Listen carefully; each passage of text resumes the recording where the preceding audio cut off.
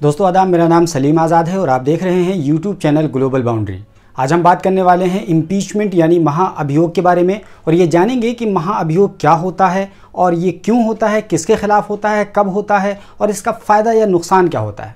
तो सबसे पहले आइए देखते हैं कि महाअभियोग का मतलब क्या होता है और आज हम महाअभियोग की बात क्यों कर रहे हैं। तो दरअसल महाअभियोग का मतलब ये होता है कि कोई एक प्रोसेस होता है, उसी प्रोसेस के तहत किसी भी पब्लिक ऑफिसर के खिलाफ जो कानूनी कार्रवाई की जाती है उसी को महाअभियोग कहते हैं। और आज हम इसलिए बात कर रहे हैं कि अभी 13 फरवरी को अमेरिका के पूर्व राष्ट्रपति डोनाल्ड ट्रंप के खिलाफ इम्पीचमेंट की कार्रवाई हुई है और उसमें वो फंसते फंसते बच गए हैं। तो आइए देखते हैं कि उनके खिलाफ आखिरकार कार्रवाई क्यों की गई है। तो आपको बता दें कि अभी 6 जनवरी को अमेरिका की राजधानी वाशिंगटन डीसी में व्हाइट हाउस में कुछ लोगों ने मिल करके उपद्रव मचाया था और एक भीड़ ने व्हाइट हाउस में घुसकर लोगों को नुकसान पहुंचाने की कोशिश की थी। और ये इल्ज़ाम है अमेरिका के पूर्व राष्ट्रपति पर कि उन्होंने इस हिंसा को प्रोवोक किया था, उन्होंने लोगों को भड़काया था कि वो जाकर के हमला कर दें। हालांकि उन्हें इम्पीचमेंट में कसूरवार नहीं ठहराया जा सका क्योंकि जितने वोटों की ज़रूरत पड़ती है सेनेट में उनके खिलाफ उतने वोट नहीं जुटाए जा सके। अब सवाल यह है कि इम्पीचमेंट होता कैसे है, उसका प्रोसेस क्या है। तो इसका जवाब यह है कि अमेरिका के जो सदन होते हैं उसमें 2 सदन हैं। जिस तरह भारत में 2 सदन है वैसे अमेरिका में भी 2 सदन हैं। भारत में सदन की हम बात करें तो एक होता है राज्यसभा, एक होता है लोकसभा।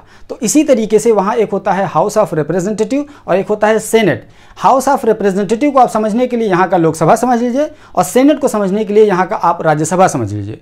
तो हाउस ऑफ रिप्रेजेंटेटिव में डोनाल्ड ट्रंप की बहुमत नहीं थी, इस वजह से आसानी के साथ उनके खिलाफ वहां पर प्रस्ताव पास कर दिया गया। लेकिन मामला सेनेट में आके अटक गया क्योंकि सेनेट में कुल 100 मेंबर हैं जिसमें से 50 मेंबर डोनाल्ड ट्रंप की पार्टी रिपब्लिकन के थे और 50 जो बाइडेन की पार्टी डेमोक्रेट के थे। अब ऐसी सूरत में अगर किसी को इम्पीचमेंट के तहत सज़ा देना है तो कम से कम 2/3 बहुमत की ज़रूरत होती है सेनेट में। और चूंकि जैसे मैंने पहले बताया कि सेनेट में 50 जो लोग थे वो रिपब्लिकन पार्टी के थे और 50 ही डेमोक्रेट के थे। तो जाहिर है कि 50 जो डेमोक्रेट पार्टी के थे वो तो वोट देते ट्रंप के खिलाफ, लेकिन रिपब्लिकन पार्टी के लोग कैसे देते। उसके बावजूद भी रिपब्लिकन के 7 सेनेटर्स ऐसे थे जो छिटक गए, यानी कुल मिलाकर के 57 वोट उनके खिलाफ पड़े और 43 वोट उनके अगेंस्ट में पड़े।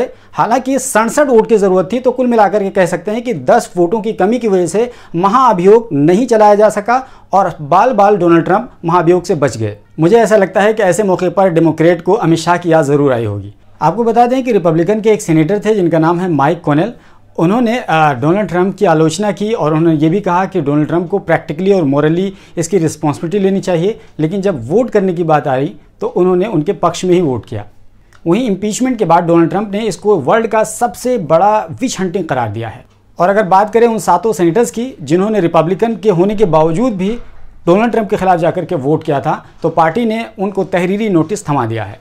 इस इम्पीचमेंट की कार्रवाई 5 दिनों तक चली और उम्मीद की जा रही थी कि इसमें डोनाल्ड ट्रंप को बरी कर दिया जाएगा और बरी भी कर दिया गया। ये अब तक का सबसे कम अवधि वाला इम्पीचमेंट था। आपको बता दें ये पहला ऐसा मौका है जब न सिर्फ तमाम सेनेटर्स जज थे बल्कि इस घटना के चश्मदीद गवाह भी थे।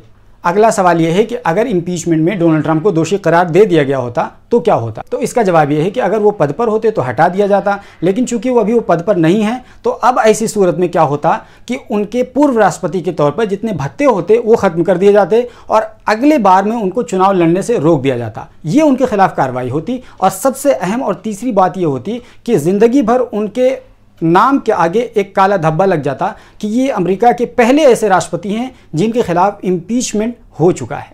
एक और सवाल, क्या डोनाल्ड ट्रंप पहले ऐसे राष्ट्रपति हैं जिनके खिलाफ इम्पीचमेंट की कार्रवाई हुई है। तो इसका जवाब है नहीं।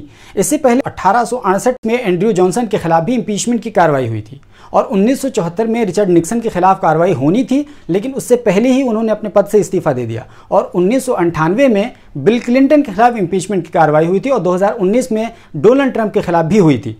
ट्रंप के खिलाफ 2019 में जो इम्पीचमेंट की कार्रवाई हुई थी वो जो बाइडेन के बेटे हंटर बाइडेन के सिलसिले में हुई थी। बात ये थी कि यूक्रेन में हंटर बाइडेन की एक कंपनी है और डोनाल्ड ट्रंप ने अपने हरीफ यानी प्रतिद्वंदी होने के नाते उनके बेटे के कंपनी के सिलसिले में वहाँ की गवर्नमेंट पे एक प्रेशर डाला कि उनकी कंपनी की वो जाँच करे।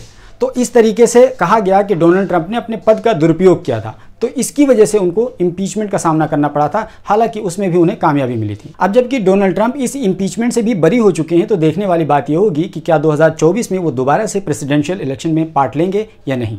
दोस्तों फिलहाल के लिए बस इतना ही। अगर ये इन्फॉर्मेटिव वीडियो आपको पसंद आई है तो इस वीडियो को लाइक कीजिए, शेयर कीजिए, साथ ही हमारे चैनल को सब्सक्राइब कर लीजिए और बगल में घंटी का जो आइकन है उसको दबा दीजिए ताकि जैसे ही हम कोई वीडियो अपलोड करें आपको फ़ौरन इसकी जानकारी मिल जाए।